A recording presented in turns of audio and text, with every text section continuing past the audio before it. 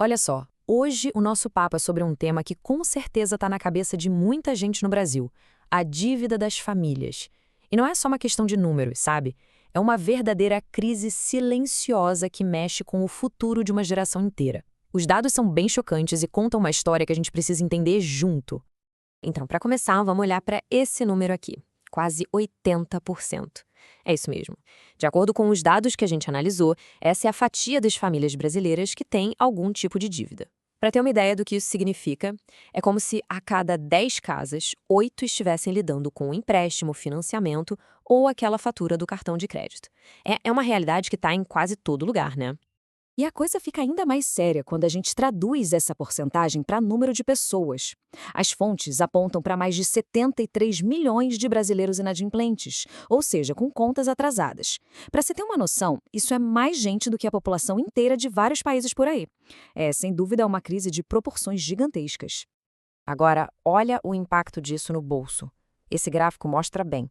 Para muita gente, quase um terço de toda a renda mensal já tem dono antes mesmo de cair na conta. Vai direto para os credores. Isso, claro, aperta demais o orçamento, né?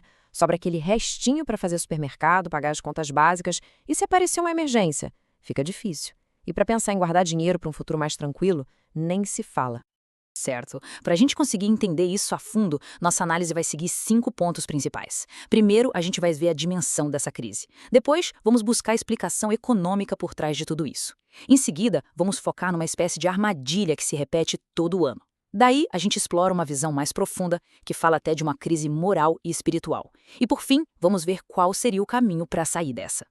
Bom, esses números que acabamos de ver deixam claro que o buraco é bem mais embaixo. É uma crise nacional. A pergunta que fica é: como é que a gente chegou nesse ponto?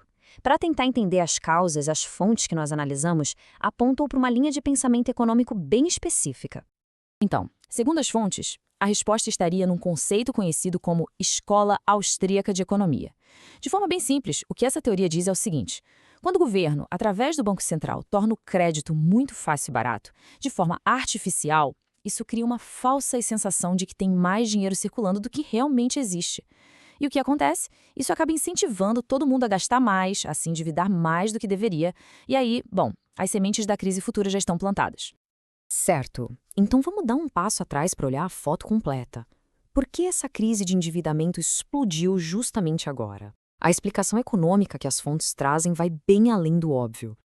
O ponto central dessa análise é que certas políticas do governo acabam criando uma espécie de bolha. O crédito fica artificialmente barato e, ao mesmo tempo, a inflação vai comendo o poder de compra do dinheiro. Isso cria um incentivo meio perverso, né? A pessoa pensa, pô, é melhor eu gastar agora do que guardar porque meu dinheiro vai valer menos amanhã. E qual a maneira mais fácil de gastar um dinheiro que não se tem? Exato, com dívida. E essa citação aqui é bem direta ao ponto. A ideia apresentada é que a inflação não é um mero acidente de percurso, mas sim uma ferramenta política. A argumentação é que, com a inflação, os governos conseguem gastar mais e quem paga a conta, no fim das contas, é a população, que vê seu poder de compra diminuir. Funciona quase como um imposto que ninguém vê, um imposto disfarçado. Ok, agora vamos sair um pouco dessa discussão mais teórica e olhar para algo bem prático, bem concreto. Uma experiência que se repete todo santo ano na vida de milhões de famílias. É um ciclo super previsível, mas que de alguma forma sempre acaba pegando muita gente de surpresa.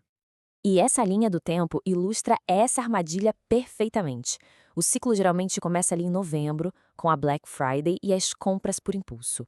Dezembro vem com Natal, festas, é o pico dos gastos, muitas vezes no crédito. E aí chega janeiro, com aquela avalanche de contas, IPVA, IPTU, material escolar. A festa de dezembro vira a grande ressaca financeira de janeiro. E as fontes que a gente consultou apontam para o que parece ser um grande paradoxo. Mesmo com o endividamento nas alturas, os gastos em eventos como a Black Friday continuam batendo recordes. O que acontece é que isso alimenta ainda mais esse ciclo vicioso. Uma promoção que deveria ser uma oportunidade para economizar acaba virando mais um gatilho para novas dívidas. E essa tabela aqui materializa bem o que é o choque de janeiro. Ela mostra em detalhes aquelas despesas que todo mundo sabe que vão chegar, mas que muita gente parece esquecer na hora de passar o cartão em novembro e dezembro. Tem o IPVA e o IPTU, o material escolar que pode ter uma variação de preço absurda, matrícula da escola. E, claro, as faturas do cartão com as parcelas das compras de fim de ano. É a receita perfeita para uma bola de neve financeira. Mas a análise que as fontes propõem vai ainda mais fundo. A argumentação é que essa crise de dívidas não é só sobre dinheiro ou economia. Ela é também um reflexo de valores culturais e, por que não, morais. A discussão fica mais profunda, sabe? O endividamento deixa de ser um problema de planilha para se tornar uma questão, segundo eles, até de caráter. E este provérbio antigo é peça-chave no argumento. A leitura que as fontes fazem é que a dívida excessiva vai muito além de um fardo financeiro. Ela se torna uma espécie de servidão moderna, que tira a liberdade da pessoa, a capacidade dela de fazer as próprias escolhas, de ser dona do seu próprio destino. E essa comparação aqui mostra o contraste de uma forma bem direta. De um lado, tem a promessa do crédito, a gratificação instantânea, a sensação de status, de pertencimento, a oportunidade que parece estar ali, na sua mão. Do outro lado, vem o preço real da dívida, a servidão, a ansiedade, o estresse, a perda da liberdade de escolher o seu futuro. A promessa de ter agora bate de frente com o custo altíssimo de não ter controle sobre o amanhã.